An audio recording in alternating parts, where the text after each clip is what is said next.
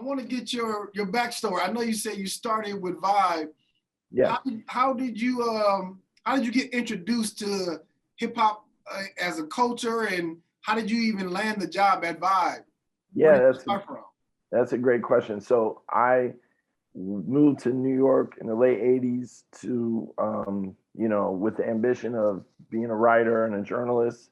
At that time, what I thought I wanted to do was be at Rolling Stone. That was all I knew, like, for like music journalism. And, I did get like one job interview at Rolling Stone, but they were trying to talk to me about like other magazines that they had going on and stuff. And I only wanted to do music. And they were doing like Men's Journal. And I was like, I'm okay with that. But basically I went to college for English. I studied English, so I knew I was a writer.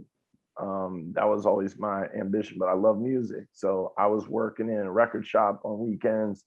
I was DJing in clubs, and when in my day job, I was working at an art magazine. So it wasn't like a music thing, but I was learning about the craft of writing and journalism and working with other writers and, just getting my skills up. But then I heard that Quincy Jones was starting a magazine called Vibe. I read about it in a trade magazine called Magazine Week. It's like, I don't know if they still publish it, but at the time that was like how you knew what was going on in the industry.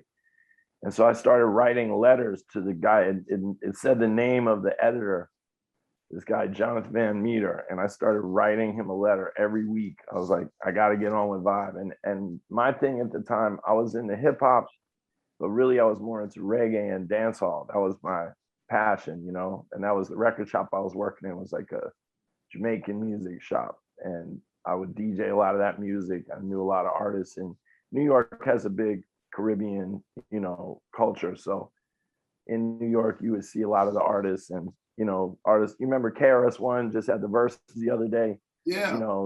He would always be hanging around the record shop. He shot a video down the block, and some of his young proteges, were friends of mine. So it was like reggae and hip hop were very close at that time, especially in New York, and Shinehead, people like that.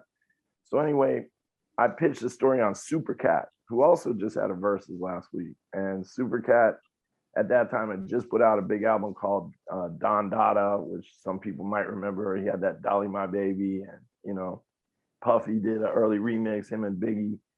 So I wrote about Cap for the first issue of Vibe, and they must have liked the story, because a year later, they just did one test issue in '92. And, a year later, when they launched for real, they reached out and offered me a job. So I got down with the startup team of Vibe. Quincy Jones, was changing basically American culture with that magazine. Like he had the vision that hip hop needed a publication like a Rolling Stone for rock and roll, but for hip hop and all forms of, Black music and, DJ music, whether it's R&B, dance music, reggae. And, so I got on with that Supercat piece, but I was working on all kinds of articles in my job as senior editor at Vibe. And I worked with so many amazing writers. And, that time, 93 forward, a lot of things were going on in music, man. It was a very dynamic time in the culture. So we covered, when Nas first put out his Illmatic, and, we did one of the first covers on Snoop, and we did, the first profile of Puffy ever. And, I got to work on all those stories, and I ended up being the only editor at Vibe that stayed the whole time. So I was there for 17 years.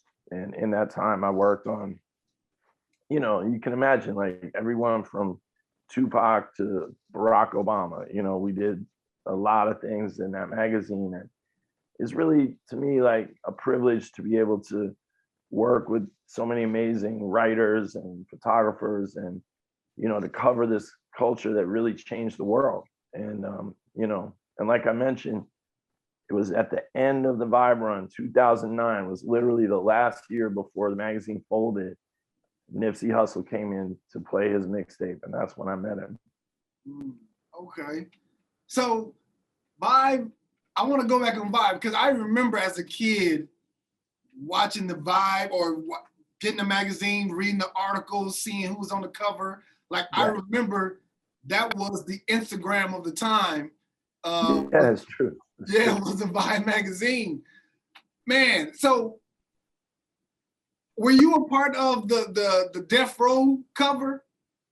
I worked on every issue of Vibe that ever came out. I was editing the cover stories. I was working with the writers.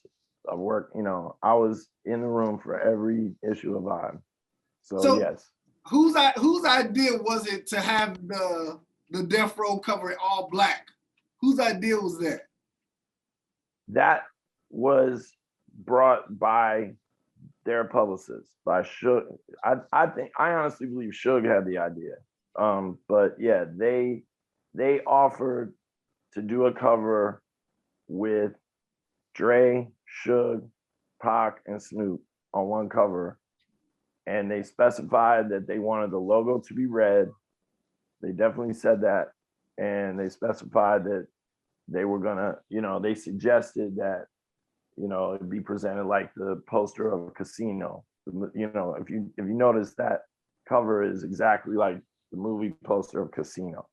So that was really something that Death Row brought to us. And we were like, yeah, we're with it. And, we can talk to all these artists. So Kevin Powell, my close friend and, colleague over the years at Vibe, he wrote the first cover of Vibe, the Tretch 92 that I wrote my Supercat story in. He wrote the next, launch with Snoop. He did that cover. He did so many. He did, he interviewed Tupac numerous times during his career.